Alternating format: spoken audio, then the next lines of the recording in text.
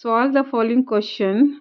Aftab tells his daughter, 7 years ago I was 7 times as old you were then. Also, 3 years from now I shall be 3 times as old as you will be. Isn't this interesting? Represent this situation algebraically and graphically by the method of substitution.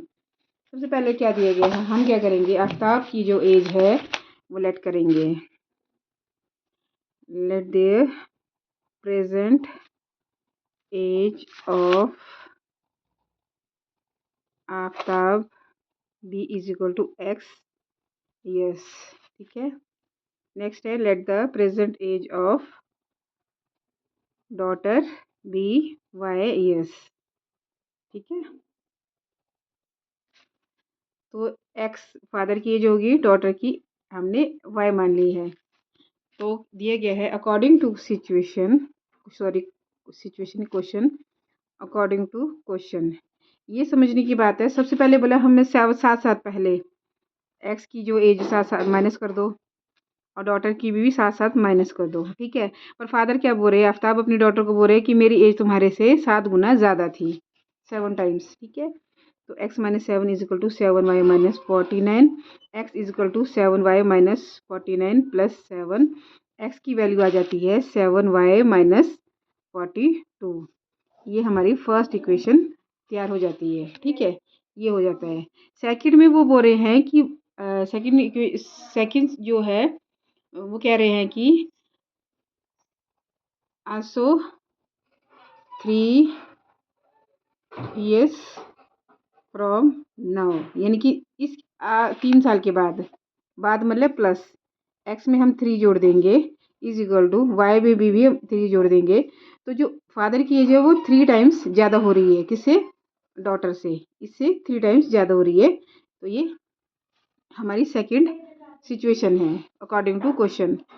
X plus 3 is equal to, हम इसे simplify करेंगे, +9, X plus 3 is equal to 3y plus 9 double हो गया ये, कोई नहीं, X is equal to 3y plus 9, ये इधर वो साइन जाके 3 हो जाएगा, X is equal to 3y plus के 6।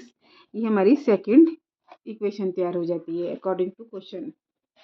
तो देखो अब हम यहाँ पे मेथड ऑफ कौन सा यूज़ करेंगे, मेथड ऑफ सब्स्टिट्यूशन। अब किसी में भी आप एक्स की वैल्यू पुट कर दो, वन में फर्स्ट में कर दो या सेकंड में कर दो, कोई बात नहीं, हम फर्स्ट में पुट कर देते हैं। एक्स की जो वैल्यू है 7, देखो मैं ये वाली वैल्यू पुट करी हूँ, जो ये वाली वैल्यू है इसको मैं X is equal to 7y minus 42, X is equal to 7y minus 42 put in second equation में मैं पुट कर देती हूँ। सेकंड इक्वेशन जो दी गई इसमें एक्स की वैल्यू क्या दी गई है, यहाँ पे एक्स जो है यहाँ पे ये है, तो इसकी जगह मैं सब्स्टिट्यूट कर दूंगी ये वाली वैल्यू, इसी तो मेथड ऑफ सब्स्टिट्यूशन बोलते हैं।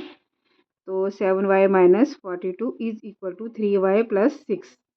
अब यहाँ पे क्या करें, हम इसको सॉल्व करेंगे, ये 7y minus 3y is equal to, ये 42 इधर चल जाएगा तो 40 प्लस का बन जाएगा, 42 प्लस में साइन चेंज कर देगा, तो 4y is equal to 48, y is equal to 48/4 is equal to 1/2। y की जो वैल्यू आ गई वो क्या आ गई है 12, यहाँ लिख देती हूँ 12, यानी कि जो डॉटर की एज आ गई है 12, जो हमने मानी थी ना डॉटर की y जो है हमने डॉटर की एज मानी थी तो वो 12 है ये। अब जो फादर की एज है उसको क्या करेंगे, फादर की एज है तो दूसरी सिचुएशन क्या दी गई है, हम put y is equal to 12 in, किसी भी इसमें कर दो सॉल्व, किसी भी इक्वेशन में सॉल्व कर दो। फर्स्ट में करते x is equal to 7y minus 42, in first equation x is equal to 7y minus 42, 7y minus 42। तो देखो x की वैल्यू हम यहाँ पे y की वैल्यू पुट कर देंगे यहाँ पे, तो x is equal to 7, y की वैल्यू 12 है minus 42, x is equal to 84 minus 42 क्या होगा, x इज इक्वल टू 82 42 2 और 4। एक्स की वैल्यू क्या आ गई 42। यहाँ पे एक्स की वैल्यू 42 आ गई, मतलब फादर की एज जो है वो 42 साल है प्रेजेंट में। अब हम इसको वेरीफाई भी कर लेते हैं, क्वेश्चन में दिया गया नहीं पर फिर भी हम इसे वेरीफाई कर लेंगे। x minus 7 is equal to 7 y minus 7। इसमें x की वैल्यू पुट कर दो 12 minus 7 is equal to 7। x की वैल्यू 12 नहीं है 42 है। 7 y की वैल्यू 12 है माइनस 7। 42 में से 7 के 35 and 84 minus 49 35 is equal to 35। Question solve, सही है आंसर।